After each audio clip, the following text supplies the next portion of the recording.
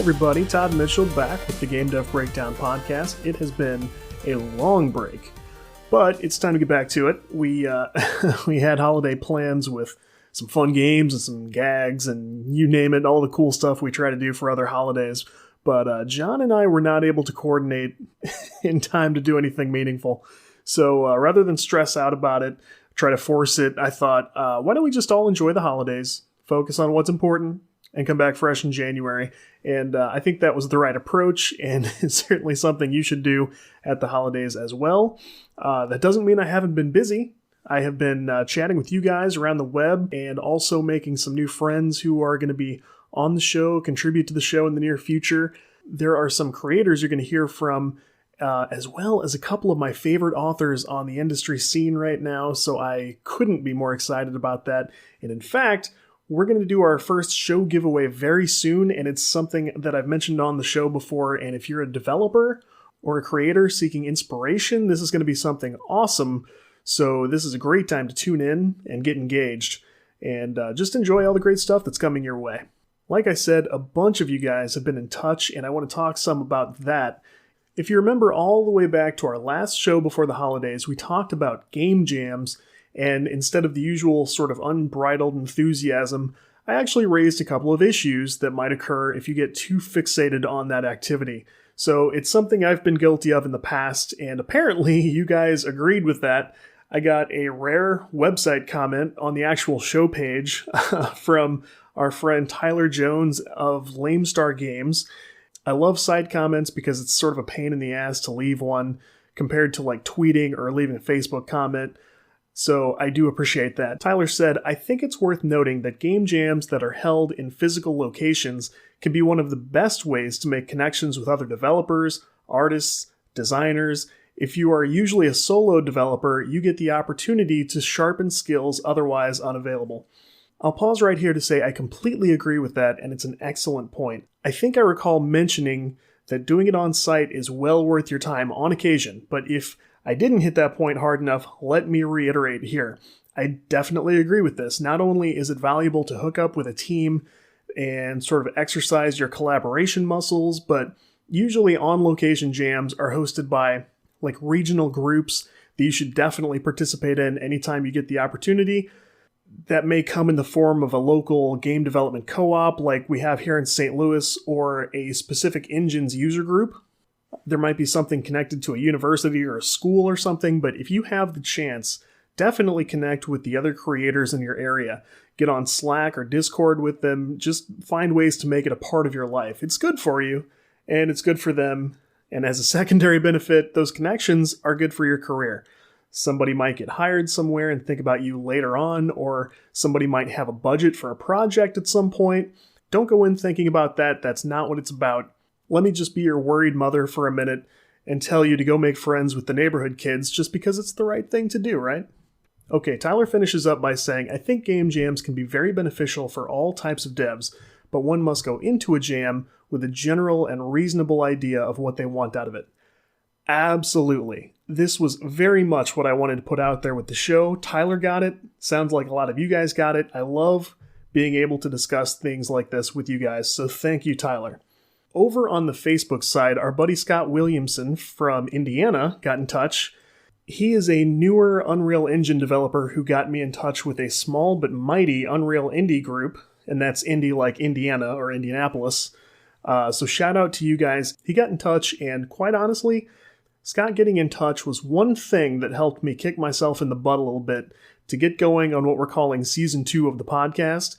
When you think about it, maybe you're reflecting on getting something going, gathering the motivation to work on something, but some little event was the last thing you needed to hear or see or experience to get into gear.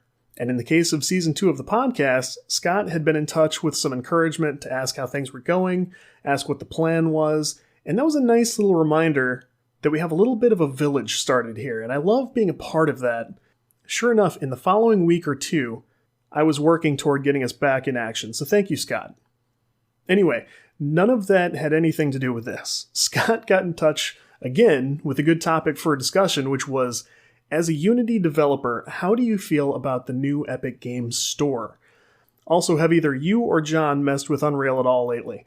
I think the answer to that, I don't have John with me tonight, but I think the answer to that is that neither of us have done any new Unreal stuff. Like I've said before, I worked on Unreal stuff a long time ago, and it was much earlier on. I did like it. At some point, I just got going on Unity. I haven't been back since, but that's not to say I won't. At some point, I may very well end up working with the Unreal Engine. But thank you again, Scott. This is a good question because basically because of the perspective from which he asked it. As a Unity developer, what do you think about Epic running their own store? So I guess we need to go over this in parts. What do I think about Epic's game store? Epic is obviously a mega successful company, and it would be easy to say, hey, great, more competition for Steam. Ultimately, I do think that the competition is good for developers and players, but Epic has a frontman, and that's Tim Sweeney. And if you think you're not basically trading one eccentric billionaire for another, you would be wrong. I'll still take two eccentric billionaires competing instead of just one doing whatever he wants, and that being Gabe from Valve.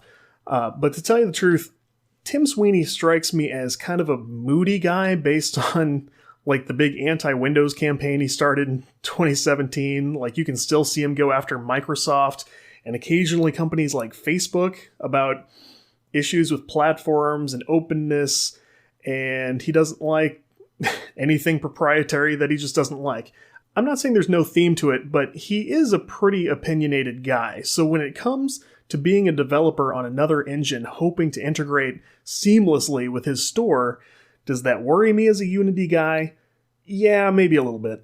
Because I don't control what Unity does, and he does control what the Epic Store does. So I'm not sure how likely it is, but Unity could make a change that he didn't like. Maybe they could drop support for a platform or add a tracking tool he doesn't approve of. And I don't think it's impossible that that could cause real trouble at some point in the future. Obviously, that's a pretty imaginative scenario and requires one to think pretty far into the future. But I know there are developers who use and depend on Unity and wouldn't be comfortable trying to make the switch. Personally, if Epic added what I thought were sufficient benefits to developing on their engine and selling in their store, I would probably switch. Perfectly honest. I'm not that rigid in my ways, and there's enough that Unity does that I don't care for in the first place. I'm a creator first, a businessman second, and a fanboy basically never. My tools have to work for me, not the other way around, and I would encourage you to try to exercise that kind of flexibility for yourself as well. By the way, here in the St. Louis area at least, I happen to know I could be getting more reliable side work for like client projects, other things like that on the Unreal Engine. I don't know if that's a public-facing perception issue or something about the way non-gaming people like to work with game engines.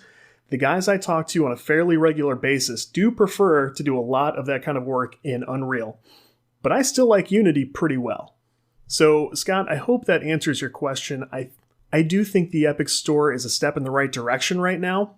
I hope Tim lets it progress in a stable and sort of like even-handed direction, but I don't mean to make him sound like a maniac or anything like that. I don't know him. I've had no exposure to him personally, but I do see a couple of reasons to watch this pretty closely. Finally, and this came up in a Facebook group I'm a part of that does discuss parenting issues, but it pertains to all of us, the never-ending screen time debate. This is such a pain in the ass for me. First of all, because I arrived on the scene with an educational app for kids under 5, and people bring this up and will just say right to my face that letting kids have screens is wrong, and it's neglect, and parents who do it are irresponsible, and they go on to make these outlandish statements about how it should be outlawed by the government and stuff. It's not much different from physically sticking out your middle finger in my face and holding it there until I lose my mind. So let's come at this issue from a different angle today because we've talked about it before. But let's talk about how to actually effectively have the screen time debate when it comes up. Because if you make games, you make something kids like, and someone is eventually going to try to take you to task for this if they haven't already. If you're not a parent and think you might become one at some point, it's going to come up there too. And everyone is hell-bent on fighting this battle. So let's talk about how to win it, because I can assure you, You can win any screen time debate because you have reality and logic on your side. And that's the only kind of argument you should participate in the first place, so let's talk about it. First, let's talk about how it came up this time. CNN has posted an article by Tara John titled, "Little Evidence That Screen Time is Harmful for Kids, Say Doctors." And the guy who posted it in this Facebook group rightly and fairly pointed out that the issue has basically become kind of a tennis match where no one is winning and we're just watching the ball kind of bounce back and forth. Screen's good, screen's bad, screen's good, screen's bad. And most people have caught on to this, and at some point they decided for their family what the stance was that was right for them and their kids between the parents and on and on. And I think that's certainly fair at this point, but I was interested to see that out of this group of mostly dads of young kids, slightly more people in this group had actually bought into the concept that screen time in itself is bad for kids. And they apparently believe that this isn't simply an issue of moderation or doing something positive instead, or you're using the screen too long so you're not talking to grandma or whatever. They accepted the idea that the device with the light up screen that displays any kind of information or imagery whatsoever is inherently damaging to a developing kid with no other factors considered whatsoever. So rest in peace to all of us who played a Game Boy in 1989 or a Game Gear 1 year later in 1990 and our heads exploded and we died. Too bad for us. Which the point here, of course, is that this is not a new thing. We've had screens for decades and decades now and everyone's been fine. But one guy I talked to said, and actually stood by this, that his kid is allowed to watch much more TV than use any devices because he said they used interactive devices at school. So that's already enough of that, and now the kid can turn on Looney Tunes, but don't ask to go grab the iPad and build something in Minecraft or whatever. The inconsistencies and logical problems with this debate are just crazy. So I want to talk about the right stance to actually take with this issue, and then I want to show you how you can actually make this a pretty bulletproof conversation for you. So let's frame this like either you are a parent or you've been asked about the right approach to screen time for kids. First of all, blow up the concept of some generic thing called screen time. That shouldn't even be a phrase that's discussed, because how much time kids watch TV or movies or commercials either alone or sitting next to their parents is not your problem if you're answering this question like whatsoever. That's not the line of work you're in, or if it is, it's not what we're dealing with here today.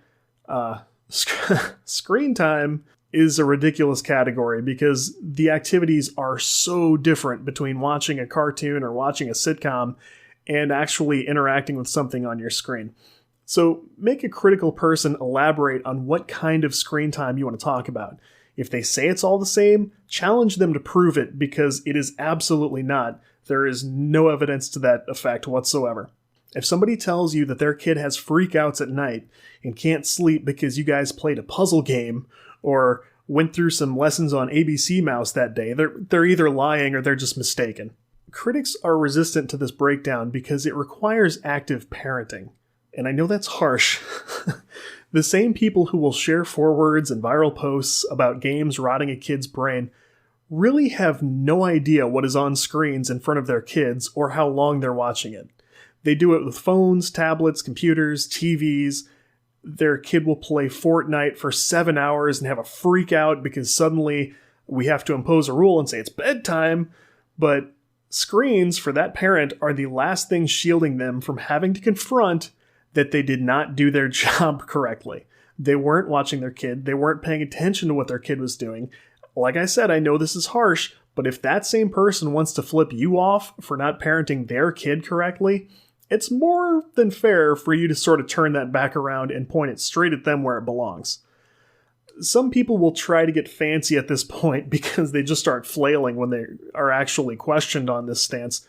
And they say, they'll point to a couple of loosely blogged articles and make this stupid argument that video games of any kind stimulate a kid's brain with dopamine the same way drugs would, which means they can cause addiction, which means, screen time is bad. Well, okay. The reason that's a stupid argument is that almost anything worth doing does the exact same thing to your brain. It happens when you hit a home run in baseball. It happens if you win a game of chess, get an A on an exam, graduate, get a promotion. If someone was able to construct a fast enough loop of any of these things, yeah, you would get hooked on that. But even that is a lot more like eating sugar than taking drugs. And that brings us back to active parenting and moderation and deciding what amount of something is right for your family. If you still want to be that guy and declare that any and all form of video game is dangerous and isn't allowed in your home, you've really stretched pretty hard to get there, and science is not on your side, but you haven't really achieved anything more in the debate than outing yourself as kind of a huge bummer. Now, obviously, I can't go through every stupid argument against letting a kid touch a Kindle tablet or whatever, but I can tell you how to dismantle most things people will come at you with. Almost every time this comes up, an article does basically the same thing. A study says that kids who limit screen time have greater cognition or some other health or mental benefit. Then the study itself actually explains a lot of connected factors and explains why it's hard to attribute one thing to another or blame screens or baseball or anything. But then a journalist or a blogger declares screens are making your kids stupid. Or somebody says, based on this study, screens need to be banned up to age 8. And that's a real example, by the way, which completely conflicted with the study that it quotes. Groups of pediatricians will put out recommendations, or doctors will issue warnings, and it's all really the same thing. It's moderation, it's parenting. Too much of anything is obviously bad. Every other screen problem is being fabricated to convince your paranoid Aunt Kathy to click on pages full of ads. So the discussion becomes very easy. You know what the truth is. Every time someone challenges it, you just have to identify the gap and either ask them to explain, which they can't and they'll just get mad, or when it comes up with me, I go, can we talk about it? Can I explain a couple of things? Can I ask you some questions about this? When someone comes at you about this, make them be specific. Make sure they know that video games don't do anything to the brain, that sports don't, or, something like that. Unfortunately, most times people do this. They have opted out of some form of parenting, and now they're mad at you. I know this isn't going to make you any friends, so enjoy that. It's always going to be a problem, but like I said, you can dismantle any amount of this kind of criticism because it's just not backed up by anything. And that's my little community soapbox issue about that, because I tell you, there's an argument I could join online about this every single day. I have to decide for myself that I'm not going to do that. We can talk about it here. You guys get it. If somebody really does want to know more, I'll direct them to this. You can direct others to this. If you came to this show because someone else got into a debate with you and pointed this out, please just understand where we're coming from.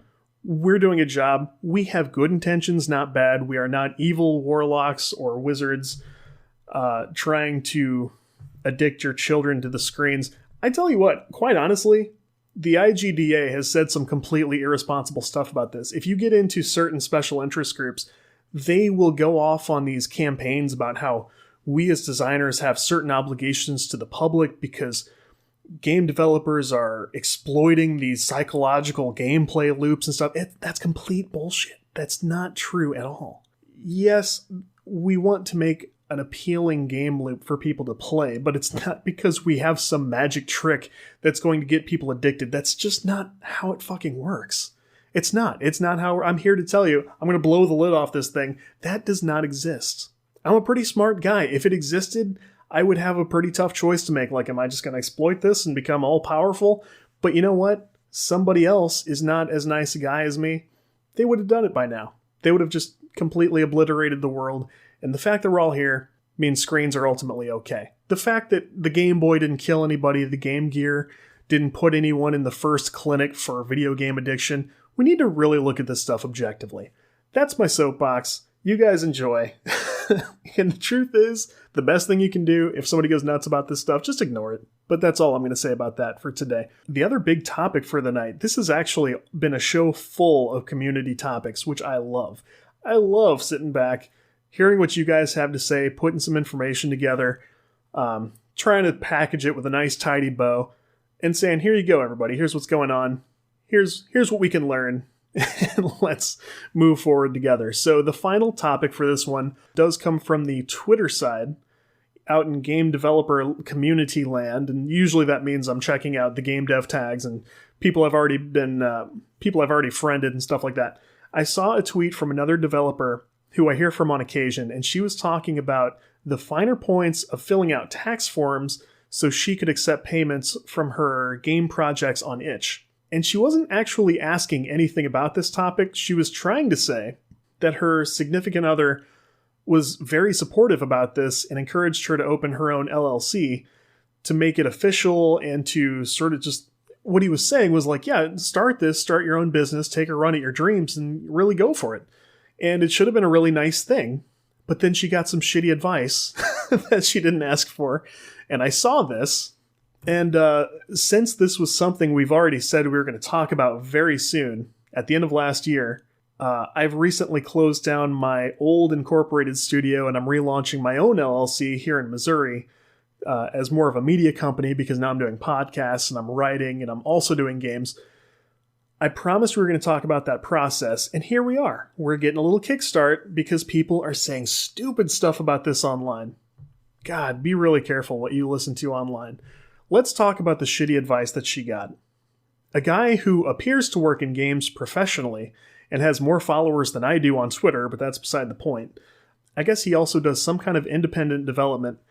He jumped on this and says, oh, well, the LLC is handy because you can keep a separate bank account, but it's unnecessary if you're just one person. It's just not worth it unless you want to get some like business discounts at stores or something.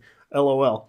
I'm sorry, that's ridiculous advice, and I'm not even going to bother sharing what I told them. I did keep it pretty tame, but I explained to this developer, yes, you do need an LLC. The rest of us who have them are not just wild and crazy guys just out here doing whatever, but to try to maximize what I pass along to you guys here, I'm going to go straight to some experts who are more qualified to speak on this than myself. I've done the process. There are people who specialize in the process. So the resource I'm going to frame this advice after this was on blackshellmedia.com, and the article is called How to File a Company as an Independent Game Developer. The reason I picked this is because it's written by a guy named Zachary Strebeck, who is an attorney who focuses entirely on game development. And this dude is the real deal. Now, he's not your lawyer, and neither am I, so when this is all over, you still probably need to talk to an attorney or accountant about how to do this right in your situation and in your area, but we're still going to talk about it. So this article has a section called Why Should You Form a Business Entity? The author describes it as one of the most important things you can do. He says the reasons include limiting your personal liability and shielding your personal assets from the company's debts. And hey, that's why they call it a limited liability company. Holy shit. Anyway, creating transferable business also gives you something you can sell for a profit in the future. I'm sure that sounds nice. It will allow investors to easily invest capital in exchange for equity in the business. And they're not going to try that if you don't have a business, right? You can give a professional appearance to customers. And then finally, having a legal entity is necessary in order to get your game on some publishing platforms like Xbox One. Oh, damn, that's a good point. That is a good point I didn't think about because I'm not a console developer just yet. He goes on to elaborate on the different kinds of businesses you could form for your studio, including a sole proprietorship, which is a bad idea because it's no different from being an individual, a partnership, which has the same problem, and then there are corporations and limited liability companies. Obviously, those last two are the real contenders, and there's a special section in this article about choosing between them. They boil down to the LLC being easier and simpler to form and maintain, while the corporation is easier to handle if you want to seek out investors who are used to seeing corporations, and usually they're set up in Delaware, and they can invest, and they have all these special laws and rules that protect them. In my case, I had an accountant once lean on me to choose the incorporating side, so setting up a corporation and doing it in a certain way that would try to angle us into like certain tax write-offs and stuff. It sounded okay, and then it got sketchy and turned out to be a terrible thing. We didn't do anything wrong. She really didn't either, but it would have required my business to be much further along to be done right, and it almost completely blew up my studio, and I can tell you I will be going the LLC route forever. But once you've decided on something like this, you have to worry about how to actually file.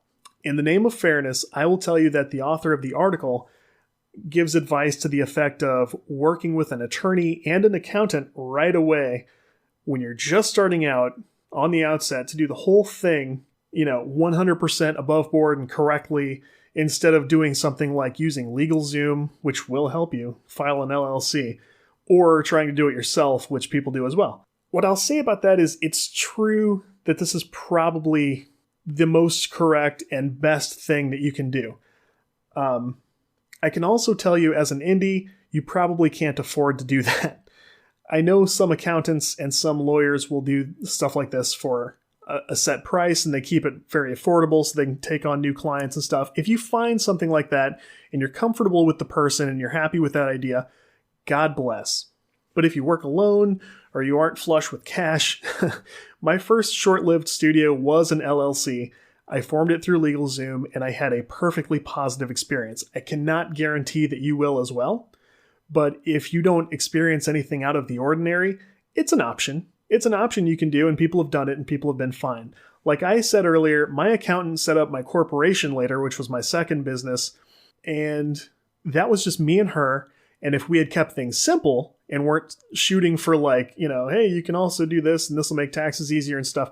If we had just done it in a very simple way, that would have been perfectly fine. And watching what she actually did to create the corporation, I could have done it myself pretty easily and with pretty minimal research. So if you do that, you're on the hook for every little detail. You've got to keep up with your state's laws and requirements and the way your taxes work in your state. There are articles of incorporation, which is a special set of forms that have to be filled out and have to be on record. The tax forms are something that you'll have to research every year. And it's something you have to keep up with, which does take away time that you need to spend elsewhere. It's a big pain in the butt. My advice, honestly, would be to have an accountant that you trust or that that you just met. They have laws and oversight and everything, but most of them are great. Have them help create the business and take care of your taxes. They will do that for a set fee. It's usually not bad. Don't be afraid to ask them what it would run. And I would say to know of an attorney in your area that you can turn to if there's an issue. I've got one in mind for just about anything that could happen to me, and I think that's okay. Like I said, I'm relaunching as a full media company here soon that will oversee my site, the podcast, the game development, any cool stuff I write, all the stuff I manage to create. It'll include any side work I decide to do, anything I put in the App Store. It all goes under one big umbrella. And all I have to do now is think of a name. So I will say, be ready for some branding talk next time. But yes, that is why you do need to have an official company if you want to create games, work in the development space. It's for all those reasons above, but the big one is protecting your personal assets from the things that you're trying to do to better your own life.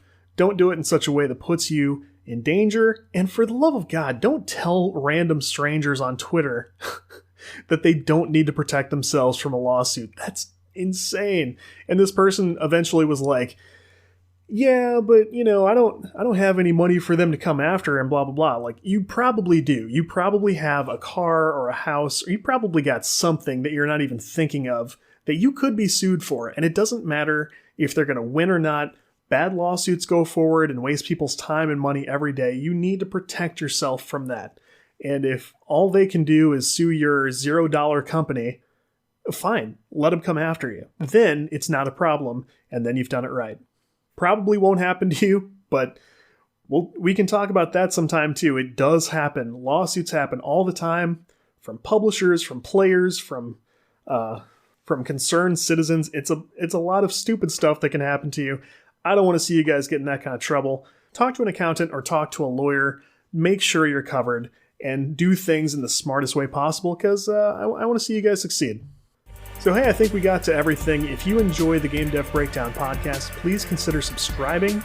Leave us a nice review. Tell a friend we're doing what we're doing here.